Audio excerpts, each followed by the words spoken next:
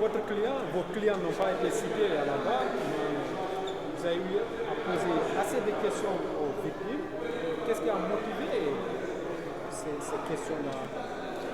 D'abord, je compatis à la douleur de toutes les victimes.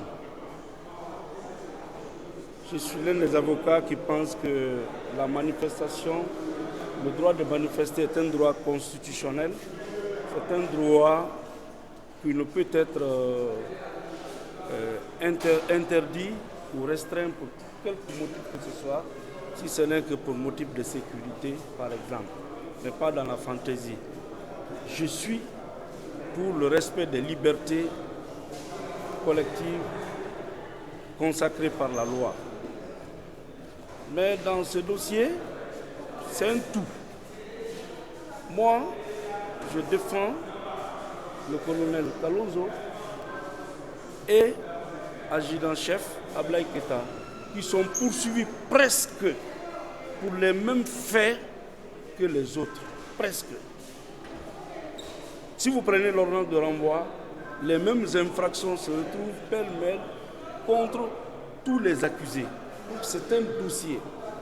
Nous contribuons à la manifestation de la vérité. Vous savez, la théorie de la victime est une grande théorie. La victime a le droit de venir dans un procès, expliquer les circonstances dans lesquelles il a subi le préjudice.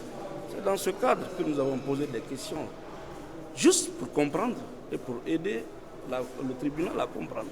Ça n'a aucun esprit maléfique ou aucune mauvaise idée. Mais une fois de plus, nous contribuons à la manifestation de la vérité. Mais aussi, il y a certains risques qu'il ne faut pas prendre. Quand vous devez aller quelque part, vous vous rendez compte qu'il y a déjà eu des morts d'hommes. Il y a l'instinct quand même qui doit vous guider à éviter certaines choses parce qu'il faut aussi se mettre à l'abri. Il faut se sécuriser quelquefois.